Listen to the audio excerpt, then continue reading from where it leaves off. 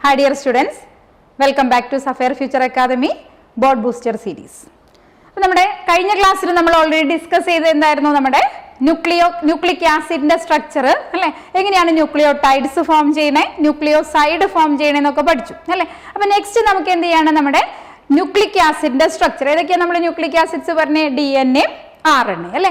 അപ്പൊ നമ്മൾ ഓൾറെഡി ഒന്നും കൂടി റീകോൾ ചെയ്ത് നോക്കുക. ന്യൂക്ലിക് ആസിഡ്സ് ആർ ദി പോളിന്യൂക്ലിയോടൈഡ്സ് എന്നാ പറഞ്ഞത് അല്ലെ. ന്യൂമറസ് ന്യൂക്ലിയോടൈഡ്സ് ഏത് ബോണ്ട് വെച്ചിട്ടാണ്?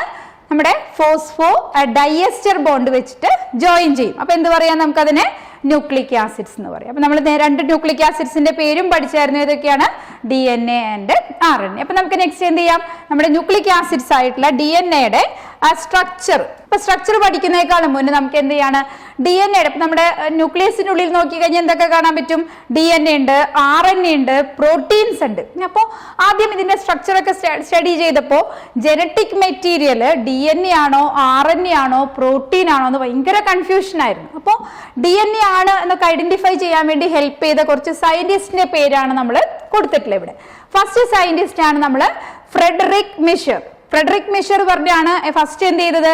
നമ്മുടെ DNA ഐഡന്റിഫൈ ചെയ്തു. അപ്പൊ DNA ഐഡന്റിഫൈ ചെയ്ത ഏതാ ഇയർ നോക്കിക്കേ? 80s 1869 DNA ഐഡന്റിഫൈ ചെയ്തപ്പോൾ അതിന്റെ പേര് നമ്മൾ DNA എന്നൊന്നുമല്ല കൊടുത്തിട്ടുണ്ടായിരുന്നത്. എന്തായിരുന്നു നെയിം കൊടുത്തിട്ടുണ്ടായിരുന്നേ? ന്യൂക്ലിൻ എന്നുള്ള പേരാണ്. What is the meaning of nuclein? അത് നമ്മുടെ ന്യൂക്ലിക് ആസിഡ്സ് എവിടെയാണ് കാണുന്നത്? നമ്മുടെ ന്യൂക്ലിയസിലാണ് അല്ലെ. അപ്പൊ ന്യൂക്ലിയസിന്റെ ഉള്ളിൽ കാണുന്ന ഒരു ന്യൂക്ലിക് ആസിഡ്, ആ ഒരു മീനിങ്ങിൽ വേണമെങ്കിൽ നമുക്ക് എന്ത് കൊടുക്കാം? അതിനെ ന്യൂക്ലിൻ എന്നുള്ള വേർഡാണ് ആര് കൊടുത്തത്? മിഷർ കൊടുത്തത്. DNA എന്നല്ല ഫസ്റ്റ് കൊടുത്തിട്ടുള്ള പേര്, ന്യൂക്ലിൻ എന്നുള്ള പേരാണ് കൊടുത്തത്. നെക്സ്റ്റ് എന്ത് ചെയ്തു? നമ്മൾ കേട്ടിട്ടുള്ള ഫേമസ് ആയിട്ടുള്ള രണ്ട് സയന്റിസ്റ്റ് ആണ് അല്ലെ. നമ്മുടെ DNAയുടെ ഡബിൾ ഹെലിക്കൽ സ്ട്രക്ചർ പ്രൊപ്പോസ് ചെയ്ത സയന്റിസ്റ്റ് ആണ് ആര്? വാട്സൺ ആൻഡ് ക്രിക്ക് അല്ലെ. നമ്മൾ പഠിച്ചിട്ടുള്ളതാണ് വാട്സൺ ആൻഡ് ക്രിക്ക് മോഡൽ എന്ന് പറയും. അപ്പോൾ നമ്മുടെ ജെയിംസ് വാട്സണും ഫ്രാൻസിസ് ക്രിക്കും എന്ത് ചെയ്തു? DNA-യുടെ ഡബിൾ ഹെലിക്കൽ സ്ട്രക്ചർ പ്രൊപ്പോസ് ചെയ്തു. അപ്പോൾ ഈ വാട്സൺ ആൻഡ് ക്രിക്കിന് ഈ ഡബിൾ ഹെലിക്കൽ സ്ട്രക്ചർ പ്രൊപ്പോസ് ചെയ്യാൻ വേണ്ടി, അത് പ്രൊപ്പോസ് ചെയ്യാൻ വേണ്ടി ഹെൽപ്പ് ചെയ്ത സയന്റിസ്റ്റ് ആണ് നമുക്ക് ഏതാണ്? നമ്മുടെ രണ്ട് സയന്റിസ്റ്റിന്റെ പേരാണ് കണ്ടോ, വിൽക്കിൻസ്, അതായത് നമ്മുടെ മൗറിസ് വിൽക്കിൻസും അതുപോലെ തന്നെ റോസ്ലിൻ ഫ്രാങ്ക്ലിൻ, അല്ലെങ്കിൽ നമുക്ക് ഷോർട്ടായിട്ട് പറയാം വിൽക്കിൻസ് ആൻഡ് ഫ്രാങ്ക്ലിൻ ആണ്. ഏത് ടെക്നോളജി വഴിയാണ്? By means of x-ray diffraction. X-ray diffraction എന്ന് പറയുന്ന ഒരു ടെക്നോളജി വെച്ചിട്ട് നമ്മുടെ DNA-യുടെ സ്ട്രക്ചർ പ്രൊപ്പോസ് ചെയ്യാൻ വേണ്ടി ആരെ ഹെൽപ്പ് ചെയ്തതാണ്? നമ്മുടെ വാട്സൺ ആൻഡ് ക്രിക്കിൻ. അതിന്റെ ബേസിലാണ് വാട്സൺ ആൻഡ് ക്രിക്ക് എന്ത് ചെയ്തു? DNA-യുടെ ഒരു ഡബിൾ ഹെലിക്കൽ സ്ട്രക്ചർ പ്രൊപ്പോസ് ചെയ്തു. നിങ്ങൾക്ക് അറിയാവുന്നതാണ് ഡബിൾ ഹെലിക്കൽ സ്ട്രക്ചർ അല്ലെ. ഇങ്ങനെ ഒരു നമ്മുടെ ചുറ്റുകോണിയുടെ ഷേപ്പ്, ഇതാണ് നമ്മൾ DNA-യുടെ സ്ട്രക്ചർ. ഈ സ്ട്രക്ചർ പ്രൊപ്പോസ് ചെയ്ത സയന്റിസ്റ്റ് ആരാണ്? വാട്സൺ ആൻഡ് ക്രിക്ക് ആണ്. പക്ഷേ ആ സ്ട്രക്ചർ ഐഡന്റിഫൈ ചെയ്യാൻ വേണ്ടി യൂസ് ചെയ്ത ടെക്നോളജി എക്സ്റേ ഡിഫ്രാക്ഷൻ ടെക്നോളജിയാണ്, അല്ലെങ്കിൽ ആ ഡേറ്റ ബേസ് ചെയ്തിട്ടാണ്. അതിനെ ഹെൽപ്പ് ചെയ്ത സയന്റിസ്റ്റ് ആണ് വിൽക്കിൻസ് ആൻഡ് ഫ്രാങ്ക്ലിൻ. അപ്പൊ ഇതാണ് നമ്മുടെ മെയിൻ ആയിട്ട് നമ്മുടെ DNA-യുടെ ഡിസ്കവറി ആയിട്ട് ഇമ്പോർട്ടന്റ് ആയിട്ട് വരുന്ന കോൺട്രിബ്യൂഷൻസ്. ഇതാണ് മിഷർ, അതുപോലെ Watson and Crick, then Wilkin and Franklin. അപ്പൊ നമുക്ക് നെക്സ്റ്റ് എന്ത് ചെയ്യാം? നമ്മുടെ DNA-യുടെ സ്ട്രക്ചർ ഒന്ന് നോക്കാം. അപ്പൊ DNA-യുടെ സ്ട്രക്ചർ നിങ്ങൾക്ക് അറിയുന്നതാണ്. നമ്മുടെ എന്താണ്? ഡബിൾ ഹെലിക്കൽ സ്ട്രക്ചർ അല്ലെ. ഡബിൾ ഹെലിക്കൽ സ്ട്രക്ചർ ആണ് നമ്മുടെ DNA-യുടെ സ്ട്രക്ചർ. അപ്പൊ നോക്കിക്കേ, ഇവിടെ ഇങ്ങനെ രണ്ട് സ്ട്രക്ചറായി. നമുക്ക് ഈ സ്ട്രക്ചറിൽ നമുക്കിവിടെ ഇതിന്റെ ബാക്ക് ബോൺ എന്ന് പറയാം. ഈ രണ്ട് സൈഡിലും ഇങ്ങനെ നമ്മുടെ സ്റ്റെയർ കേസ് ഒക്കെ നമ്മൾ കയറുമ്പോൾ ഈ രണ്ട് സൈഡിലും നമ്മളിങ്ങനെ ഒരു സ്ട്രിങ് പോലെ ഒരു സ്ട്രക്ചർ, ഇങ്ങനെ ഒരു ബേസ് അല്ലെങ്കിൽ ഇതിന്റെ ബാക്ക് ബോൺ എന്നൊക്കെ പറയാം. ഈ ബാക്ക് ബോൺ ആണ് നമ്മൾ എന്ത് പറയുന്നത്? Sugar and phosphate. ഇങ്ങനെ ഓൾട്ടർനേറ്റ് ചെയ്ത് ഇവിടെ നമ്മൾ ഷുഗർ ആൻഡ് ഫോസ്ഫേറ്റ് ആണ് ഇവിടെ ബാക്ക് ബോൺ ആയിട്ട് മേഡപ്പ് ചെയ്തിരിക്കുന്നത്. ഈ സ്റ്റെപ്സ് നമ്മളിപ്പോൾ സ്റ്റെയർ ഒക്കെ കയറുമ്പോൾ എപ്പോഴെന്തുണ്ടാവും? സ്റ്റെപ്സ് ഉണ്ടാവും. ഈ സ്റ്റെപ്സ് എപ്പോഴെന്താണ്? That is made up of nitrogen base. അപ്പൊ നമ്മൾ ഓൾറെഡി ഒരുപാട് നിങ്ങൾ വരച്ച് പഠിച്ചിട്ടുള്ളതായിരിക്കും. നമുക്ക് ഈ സൈഡിലൂടെ DNA-യുടെ സ്ട്രക്ചർ നമുക്ക് കാണാൻ പറ്റും അല്ലെ. ഇതാണ് ഇതിന്റെ ബാക്ക് ബോൺ. ഈ backbone that is made up of sugar and phosphate. കണ്ടോ, ഡബിൾ റിംഗ് ആണ്. അതാണ് നമ്മൾ ഡബിൾ ഹെലിക്സ്. നമ്മളിങ്ങനെ റൗണ്ട് ഷേപ്പിൽ ഇങ്ങനെ കറങ്ങി പോണൊരു ഇതുപോലെയായിരിക്കും ഇതിന്റെ ഷേപ്പ് കണ്ടോ. അപ്പൊ ഇതിന്റെ ഈ backbone that is made up of sugar and phosphate. ഈ സ്റ്റെപ്പ് ആണ് എന്ത് ചെയ്തത്? നമുക്ക് നൈട്രജൻ ബേസ് കൊണ്ട് മേഡപ്പ് ചെയ്തിരിക്കുന്നത്. അപ്പൊ നമുക്കറിയാം DNA-യിൽ നമുക്ക് 4 നൈട്രജൻ ബേസ് ഉള്ളത്. ഏതൊക്കെയാണ്?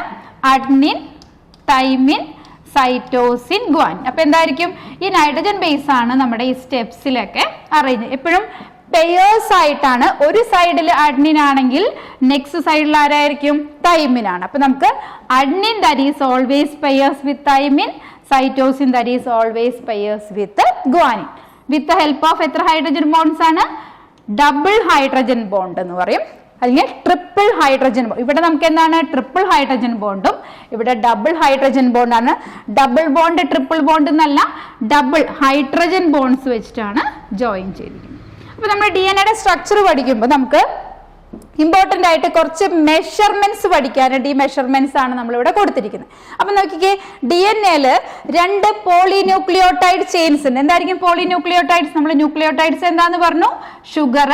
പിന്നെ എന്താ ഉള്ളത്? നമുക്കിവിടെ ഷുഗറിന്റെ കൂടെ ഫോസ്ഫേറ്റ് വന്നു, ദെൻ ഇവിടെ നൈട്രജൻ ബേസ് അഡ്നിൻ ആണ്. ഇതെന്താണ്? ഒരു ന്യൂക്ലിയോടൈഡ്സ് ആണ്. ദെൻ ഇവിടെ ഇപ്പൊ sugar, phosphate, next nitrogen base, ഇപ്പൊ തൈമിനാന്ന് വിചാരിക്കാം. ഇതെന്താണ്? അടുത്ത ന്യൂക്ലിയോടൈഡ്സ് ആണ്. അപ്പൊ എന്താണ്?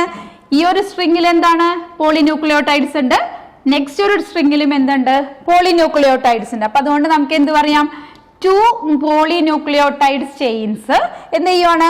റൈറ്റ് ഹാൻഡിലേക്ക് ഇങ്ങനെ കോയിൽ ചെയ്തിട്ടാണ് എന്ത് ഫോം ചെയ്യണത്? നമ്മുടെ DNA ഫോം ചെയ്യണം. അപ്പൊ നമ്മളിപ്പോ മെയിൻ ആയിട്ട് പഠിക്കുന്ന DNA-യുടെ പേരെന്ന് പറഞ്ഞാൽ BDNA എന്നാ പറയാ. BDNA. Different types of DNA ഉണ്ട്. ABCDZ അങ്ങനെ 5 ടൈപ്പ് DNA ഉണ്ട്. അപ്പൊ അതില് the most common type of DNA ആണ് എന്ത്? BDNA. അപ്പൊ BDNA-യുടെ സ്ട്രക്ചർ ആണ് നമ്മളിപ്പോ വരച്ച് പഠിക്കുന്നതൊക്കെ. എപ്പോഴെങ്ങനെയാണ്? നമുക്ക് ഡബിൾ ഹെലിക്കൽ സ്ട്രക്ചർ. അപ്പൊ ഇവിടെ നോക്കിക്കേ, ഇതിൽ നമുക്ക് കുറച്ച് മെഷർമെന്റ്സ് പഠിക്കാനുണ്ട്. അപ്പൊ ഇതിന്റെ മെഷർമെന്റ്സ് ഇവിടെ നോക്കുക. ഇത് നമ്മൾ പറഞ്ഞു this is 1 polynucleotide chain and then this is 1 polynucleotide chain and this is the next polynucleotide chains. അപ്പൊ ഇവിടെ നോക്കിയേ, ഈ 2 polynucleotide chainsനും ഇടയിലുള്ള സ്പേസ് അല്ലെങ്കിൽ നമുക്ക് ഇതിനെ ഡയാമീറ്റർ എന്ന് പറയും. ഈ ഡയാമീറ്റർ ആണ് ഇതിന്റെ നമുക്ക് 20 ആംസ്ട്രം എന്ന് കൊടുക്കും. 20 ആംസ്ട്രം എന്ന് കൊടുക്കാം. അല്ലെങ്കിൽ നമുക്കതിനെ ഡയാമീറ്റർ നമുക്ക് 2 തരത്തിലും കൊടുക്കാം. 20 ആംസ്ട്രം എന്ന് കൊടുക്കാം, അല്ലെങ്കിൽ നാനോമീറ്ററിൽ കൊടുക്കാം. അപ്പൊ 20 ആംസ്ട്രം അല്ലെങ്കിൽ 2 നാനോമീറ്റർ. അപ്പൊ എന്താണ്? 2 പോളിന്യൂക്ലിയോടൈഡ് ചെയിൻസ് തമ്മിലുള്ള ഡിസ്റ്റൻസ് അല്ലെങ്കിൽ നമുക്ക് എന്ത് പറയാം? ദാറ്റ് ഈസ് കോൾഡ് ഡയാമീറ്റർ എന്ന് പറയും. ഇവിടെ നമുക്ക് നോക്കുവാണെങ്കിൽ ഇവര് തമ്മിലുള്ള ഡിസ്റ്റൻസ് ഇതാണ് 20 ആംസ്ട്രം അല്ലെങ്കിൽ 2 നാനോമീറ്റർ എന്ന് പറഞ്ഞ് കൊടുക്കുക. നെക്സ്റ്റ് എന്താണ്? ഇതാണ് നമ്മുടെ DNA-യുടെ 2 സ്റ്റെപ്സ്. ഇവര് തമ്മിലുള്ള ഡിസ്റ്റൻസ് ആണ് 3.4 ആംസ്ട്രം എന്ന് പറയും. 3.4 ആംസ്ട്രം. 3.4 ആംസ്ട്രം എന്ന് കൊടുക്കാം. നാനോമീറ്റർ ആകുമ്പോൾ എന്ത് ചെയ്താൽ മതി? ഒരു പോയിന്റ് അങ്ങ് നീക്കി ഒരു ഡോട്ട് ഇട്ട് കൊടുത്താൽ മതി. ഇങ്ങനെ കൊടുക്കാം. 3.4 ആംസ്ട്രം അല്ലെങ്കിൽ 0.34 നാനോമീറ്റർ. അത് നമ്മുടെ ഇതിൽ കൊടുക്കുവാണെങ്കിൽ നമുക്ക് ഈ 2 സ്റ്റെപ്പ് തമ്മിലുള്ള ഡിസ്റ്റൻസ്. ഇനി നോക്കിക്കേ, നമ്മുടെ DNA-യുടെ ഒരു കംപ്ലീറ്റ് ടേൺ എന്ന് പറഞ്ഞാൽ എങ്ങനെയാണ്? 2 ടേൺ, അതായത് ഇത്രയുമാണ് ഒരു കംപ്ലീറ്റ് ടേൺ എന്ന് പറയാം. അപ്പൊ ഒരു കംപ്ലീറ്റ് ടേൺ ഇവിടെ നോക്കുകയാണെങ്കിൽ നമുക്ക് എന്ത് പറയാം? ഇത്രയും ഭാഗമാണ് ഒരു കംപ്ലീറ്റ് ടേൺ. അപ്പൊ ഈ കംപ്ലീറ്റ് ടേണിൽ എത്ര ബേസ് പെയേഴ്സ് ഉണ്ടാവും എന്നറിയോ? 10 ബേസ് പെയേഴ്സ് ഉണ്ട്. 10 base pairs. 10 base pairs. BP എന്നാണ് റെപ്രസെന്റ് ചെയ്യുക. BP that means base pairs. അങ്ങനെ പറഞ്ഞ എന്താ അർത്ഥം? ഈ സൈഡിൽ ഒരു സ്ട്രാൻഡിൽ 10 ബേസ് ഉണ്ടാവും, നെക്സ്റ്റ് സ്ട്രാൻഡിലും എന്തുണ്ടാവും? 10 ബേസ് ഉണ്ട്. അപ്പൊ എത്രയായിരിക്കും? നമുക്ക് 10, അതാണ് 10 ബേസ് പെയേഴ്സ് എന്ന് പറഞ്ഞ് നമ്മൾ കൊടുക്കുന്നത്. അപ്പൊ എത്രയാണ്? ഈ ഒരു കംപ്ലീറ്റ് ടേണിൽ 10 ബേസ് പെയേഴ്സ് ഉണ്ട്. അപ്പൊ അതുകൊണ്ട് നമുക്ക് എന്ത് ചെയ്യാം? ഒരു കംപ്ലീറ്റ് ടേണിന്റെ ഡിസ്റ്റൻസ്, ആ കംപ്ലീറ്റ് ടേണിന്റെ ഡിസ്റ്റൻസിന് നമ്മൾ പറയുന്ന പേരാണ് പിച്ച് ഓഫ് ദ ഹെലിക്സ്. എത്രയായിരിക്കും? നമുക്ക് ഇവിടെ നമ്മുടെ ഓൾറെഡി 10 ബേസ് പെയേഴ്സ് ആണ്. അപ്പൊ എന്ത് കൊടുക്കാം? നമ്മുടെ 3.4 into 10 എന്ന് കൊടുക്കാം. അപ്പൊ നമുക്ക് എന്ത് കൊടുക്കാം? That is equal to 34 angstrom. അതിന് നാനോമീറ്റർ ആകുമ്പോൾ എന്ത് കൊടുക്കാം? 3.4 നാനോമീറ്റർ. അതാണ് നമ്മളിവിടെ റെപ്രസെന്റ് ചെയ്തിരിക്കുന്നത്.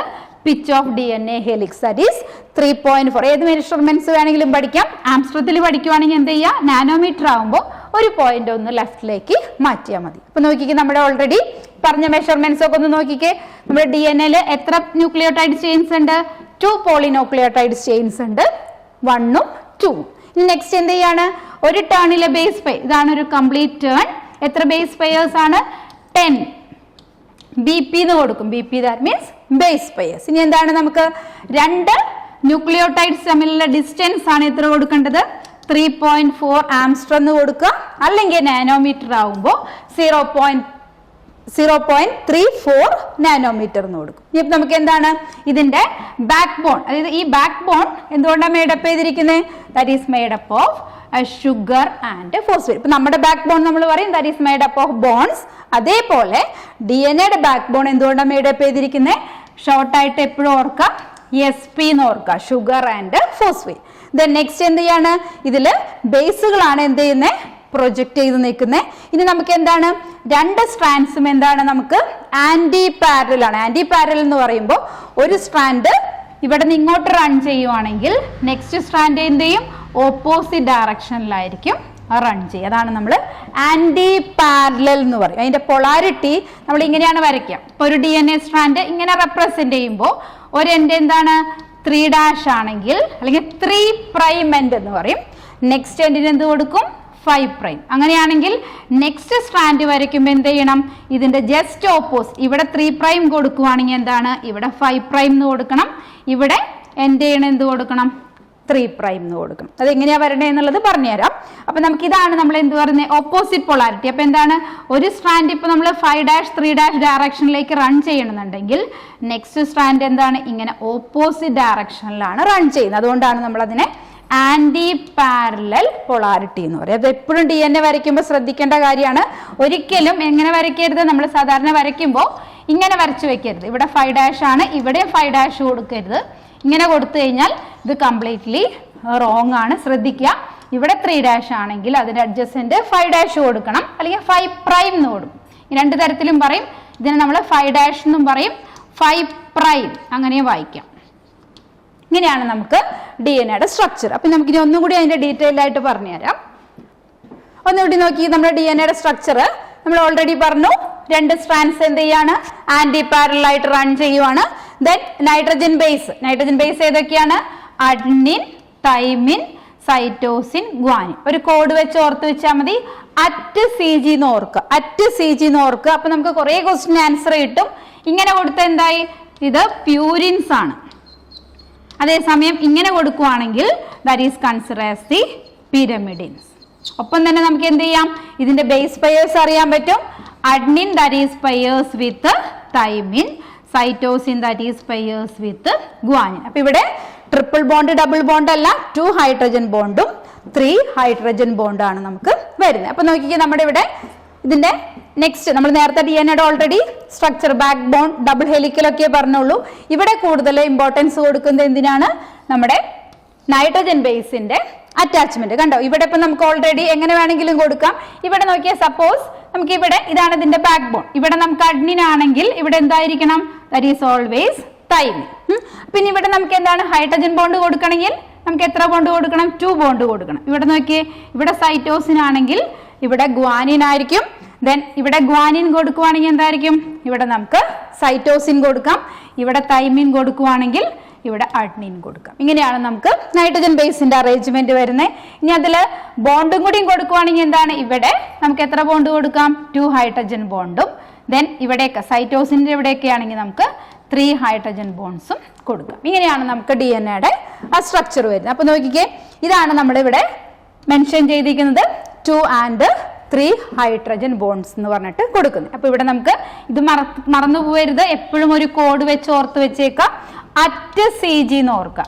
@CG that is adenine pairs with thymine and cytosine that is pairs with guanine. ഇതാണ് നമ്മുടെ DNA-യുടെ സ്ട്രക്ചർ. അപ്പൊ ഈ ബാക്ക് ബോൺ ആണ് നമ്മൾ എന്ത് പറയുന്നത്? ഇതാണ് നമ്മുടെ, ഇതൊന്നും കൂടി ഡീറ്റെയിൽഡ് ആയിട്ട് വരച്ചിരിക്കണം. കണ്ടോ, ഇതാണ് നമ്മുടെ ഏതാണ്? നമ്മുടെ റൈബോ ഷുഗറിന്റെ സ്ട്രക്ചർ ആണ് ഈ കൊടുത്തിട്ടുള്ളത്. ദെൻ നെക്സ്റ്റ് ഇവിടെ ഫോസ്ഫേറ്റ്.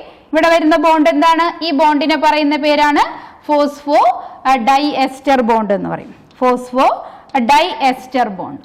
ഇതാണ് ഫോസ്ഫോ ഡൈഎസ്റ്റർ ബോണ്ട്. നെക്സ്റ്റ് ബോണ്ടുകൾ ഒന്നും കൂടി ഒന്ന് റീകോൾ ചെയ്ത് നോക്കിക്കേ. ഇവിടെ വരുന്ന ബോണ്ടാണ് നമ്മുടെ ഗ്ലൈക്കോസിഡിക് ബോണ്ട്.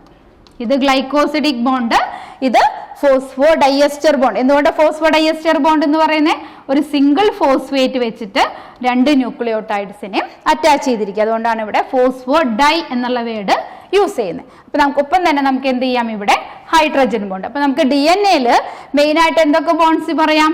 ഒരെണ്ണം ഗ്ലൈക്കോസിഡിക് ബോണ്ട്, ഇവിടെ നമുക്ക് ഹൈഡ്രജൻ ബോണ്ട്, ദെൻ ഇവിടെ എന്ത് കൊടുക്കാം, ഫോസ്ഫോ ഡൈഎസ്റ്റർ ബോണ്ട് എന്ന് പറയും. ഇതാണ് നമ്മുടെ DNA സ്ട്രക്ചർ ആയിട്ട് പറയുന്നത്.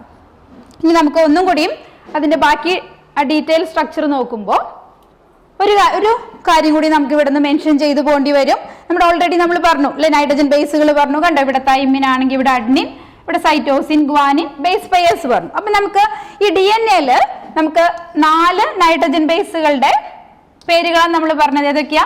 അഡ്നിൻ, തൈമിൻ, സൈറ്റോസിൻ, ഗ്വാനിൻ. അപ്പൊ ഇത് രണ്ടും നമ്മൾ എന്ത് പറഞ്ഞു? These 2 are considered as the purine. ഇത് രണ്ടും പ്യൂരിൻസ് ആണ്. These 2 are considered as the pyrimidines. അപ്പൊ ഇതുമായിട്ട് റിലേറ്റ് ചെയ്തിട്ട് ഒരു റൂൾ ഉണ്ട്. ആ റൂളിനെ പറയുന്ന പേരാണ് നമ്മൾ ചാർഗാഫ് റൂൾ എന്ന് പറയും. ചാർഗാഫ് റൂൾ ഇത് പ്രൊപ്പോസ് ചെയ്ത സയന്റിസ്റ്റ് ആണ് എഡ്വിൻ ചാർഗാഫ്. എഡ്വിൻ ചാർഗാഫിന്റെ റൂളാണ് നമ്മൾ ചാർഗാഫ് റൂൾ എന്ന് പറയും. ചാർഗാഫ് റൂൾ. അപ്പൊ ചാർഗാഫ് റൂൾ അനുസരിച്ചിട്ട് പറയുന്നത് ഒരു DNA നമ്മുടെ പ്യൂരിന്റെയും പിരമിഡിന്റെയും എമൗണ്ട് എപ്പോഴും എന്തായിരിക്കും? ഈക്വൽ ടു 1 ആയിരിക്കും, അല്ലെങ്കിൽ ദാറ്റ് ഈസ് കോൺസ്റ്റന്റ്. അതായത് ഏതൊക്കെയാ പ്യൂരിൻസ്? അഡ്നിനും ഗ്വാനിനും പ്യൂരിൻസ് ആണ്. അത് ആഡ് ചെയ്ത് കിട്ടുന്നത് that is equal to thymine and cytosine. Thymine and cytosine ആരാണ്? പിരമിഡിൻസ്. അല്ലെങ്കിൽ നമുക്ക് എന്ത് കൊടുക്കാം? ഇത് രണ്ടും എന്താണ്? Purines divided by pyrimidine is equal to 1. അതും അല്ലെങ്കിൽ നമുക്ക് എന്ത് പറയാം?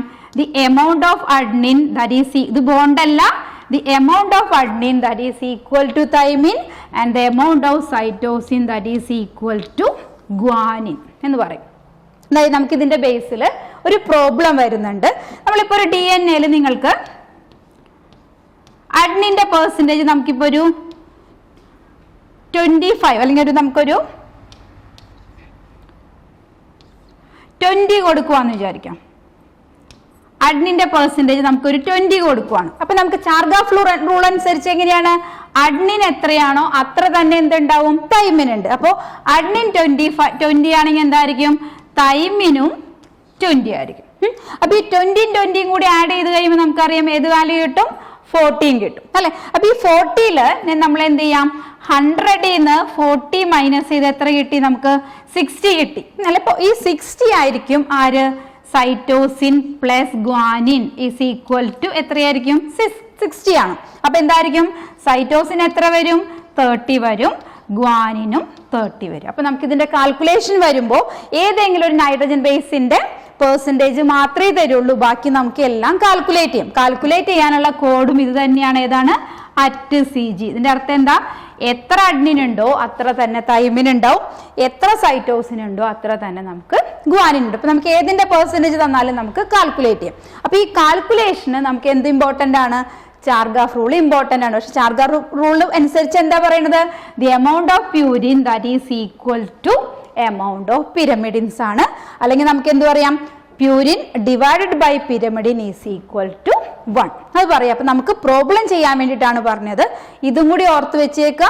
The amount of adenine that is equal to amount of thymine and the amount of cytosine that is equal to the amount of guanine. അപ്പൊ നമുക്ക് ഒരെണ്ണത്തിന്റെ percentage കിട്ടിക്കഴിഞ്ഞാൽ ബാക്കിയെല്ലാം നമുക്ക് കാൽക്കുലേറ്റ് ചെയ്യാൻ പറ്റും. അപ്പൊ ഇതാണ് ഇതിന്റെ ചാർഗാഫ് റൂൾ എന്ന് പറയുന്നത്. ഓക്കെ, ഇനി നമുക്ക് DNA ആയിട്ട് റിലേറ്റ് ചെയ്ത് നമുക്ക് പഠിക്കേണ്ട ഒരു കാര്യം ഇതാണ്.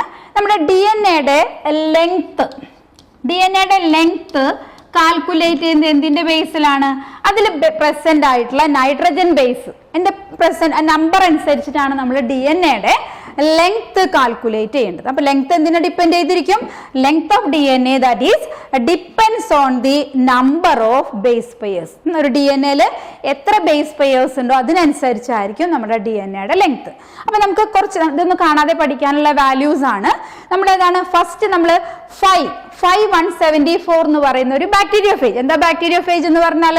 ദാറ്റ് ഈസ് ദി വൈറസ് ആണ്. വൈറസ് അറ്റാക്ക് ബാക്ടീരിയനെ അറ്റാക്ക് ചെയ്യുന്ന ഒരു വൈറസ് ആണ് നമ്മൾ എന്ത് ബാക്ടീരിയോഫേജ്. അപ്പൊ ഒരു 5174 എന്ന് പറയുന്ന ഒരു വൈറസിൽ എത്ര ന്യൂക്ലിയോടൈഡ്സ് ഉണ്ട്? 5386 ന്യൂക്ലിയോടൈഡ് ഉണ്ട്. ഇവിടെ നമ്മൾ ഇതിനെ ബേസ് പെയേഴ്സ് എന്നല്ല കൊടുക്കുന്നത്, എന്താ കൊടുക്കുന്നത്? ന്യൂക്ലിയോടൈഡ്സ് എന്നാ കൊടുക്കുക. അതിന്റെ കാരണം എന്താന്ന് വെച്ചാൽ 5174 എന്ന് പറഞ്ഞാൽ അതൊരു സിംഗിൾ സ്ട്രാൻഡഡ് RNA ഉള്ള ഒരു ബാക്ടീരിയോഫേജ് ആണ്. സിംഗിൾ സ്റ്റാൻഡേർഡ് RNA എന്ന് പറയുമ്പോൾ എന്താണ്? RNA സിംഗിൾ സ്റ്റാൻഡേർഡ് ആവും. ഡബിൾ സ്റ്റാൻഡേർഡ് ആണെങ്കിൽ നമുക്ക് എന്ത് കൊടുക്കാൻ പറ്റുള്ളൂ? ബേസ് പെയേഴ്സ് കൊടുക്കാൻ പറ്റുള്ളൂ. അപ്പൊ അതുകൊണ്ടാണ് ഇവിടെ നമ്മൾ എന്ത് പറയുന്നത്? ഇവിടെ ബേസ് പെയേഴ്സ് അല്ല കൊടുക്കേണ്ടത്, എന്താണ്? നമ്പർ ഓഫ് ന്യൂക്ലിയോടൈഡ്സ് ആണ്. നമ്പർ ഓഫ് ന്യൂക്ലിയോടൈഡ്സ് എത്രയാണ്? 5386 ആണ് ഇവിടെ ന്യൂക്ലിയോടൈഡ്സ്. പക്ഷെ അതേസമയം നമ്മൾ കണ്ടോ, ഇവിടെയൊക്കെയാണെങ്കിൽ നമ്മൾ എന്താ കൊടുക്കുന്നത്? ബേസ് പെയേഴ്സ് ആണ് കൊടുക്കുന്നത്. കാരണം എന്താ? ഇവിടെയൊക്കെ നമുക്ക് ഡബിൾ സ്റ്റാൻഡേർഡ് ആണ്. ഇപ്പൊ നോക്കിയേ, ബാക്ടീരിയോഫേജ്, വേറൊരു ബാക്ടീരിയോഫേജിന്റെ പേരാണ് നമ്മൾ ലാംഡ ഫേജ്, അല്ലെങ്കിൽ നമ്മൾ ഇങ്ങനെ കൊടുക്കും, ലാംഡ ഫേജ് എന്ന് പറഞ്ഞിട്ട് കൊടുക്കും. അപ്പൊ ലാംഡ ഫേജില് ഇങ്ങനെ നമ്മൾ റെപ്രസെന്റ് ചെയ്യും. ലാംഡ ഫേജിൽ എന്താ കൊടുക്കുക?